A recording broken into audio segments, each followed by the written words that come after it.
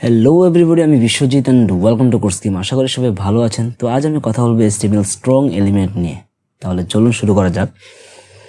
HTML strong element কোনো টেক্সটকে গুরুত্ব বা জরুরি কিছু বোঝানোর জন্য ব্যবহৃত হয়। এটা হতে পারে কোনো একটা ওয়ার্ড বা কোনো একটি সেন্টেন্স।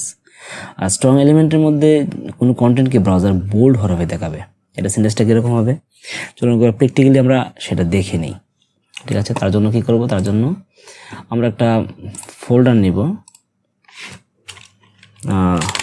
ক্লাস 014 অর্থাৎ 14, এবং তার মধ্যে একটি ফাইল নেব index.html নামে, index.html। ওকে, HTML বয়লারপ্লেট নেব এবার, HTML5 and enter। আর এখানে লিখব HTML স্ট্রং এলিমেন্ট। ঠিক আছে, কন্ট্রোল দিয়ে সেভ করলাম, তারপর এটাকে লাইভ সার্ভার ওপেন করলাম, open with live server.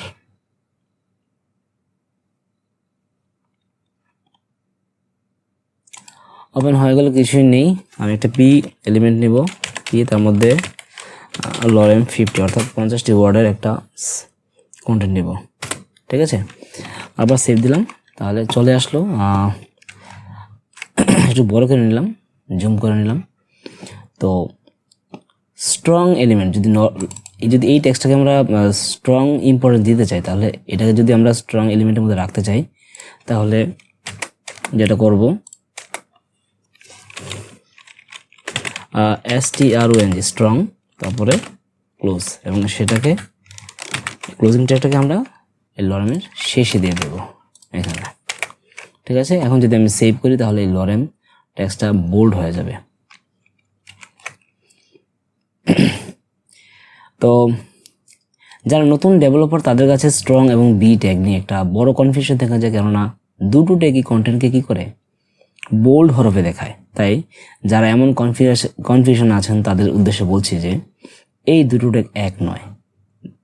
B element মূলত ব্যবহার করা হয় কোনো কন্টেন্টের উপর ইউজারদের অ্যাটেনশন নেওয়ার জন্য, যদিও ওই সকল কন্টেন্টে তেমন কোনো গুরুত্ব নেই। কিন্তু স্ট্রং ট্যাগ ব্যবহার করা হয় কোনো কন্টেন্টকে স্ট্রং ইম্পর্টেন্স দেওয়ার জন্য। ঠিক আছে, যেমন আমরা এই স্ট্রং যদি এখানে আমরা বি দেই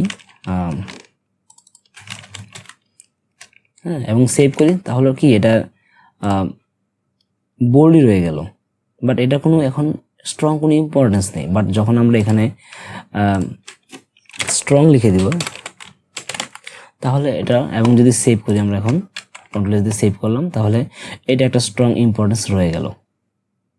এটা এসইওতে হেল্প করবে। ঠিক আছে, তো এরকম স্ট্রং ইম্পর্টেন্স দেওয়ার জন্য আমরা স্ট্রং ট্যাগ ব্যবহার করবো, বাট শুধুমাত্র ইউজারদের অ্যাটেনশন নেওয়ার জন্য আমরা বি ট্যাগ ইউজ করব, এবং দুটো ট্যাগই কন্টেন্টকে কী করবে, বোল্ড করবে এরকম করে। ঠিক আছে, তো আরেকটা বিষয় হচ্ছে, যদি আমরা কোনো একটা কন্টেন্টকে বোল্ড করতে চাই, তাহলে তার শুধুমাত্র বোল্ড করার জন্য, তাহলে আমাদের সেই জন্য স্ট্রং বা বি ট্যাগ ইউজ করা উচিত নয়। তার বদলে আমরা CSS এর ফন্ট ওয়েট ইউজ করবো, যেটা আমরা HTML বি এলিমেন্টের অর্থাৎ আগের টিউটোরিয়াল আমরা দেখেছিলাম।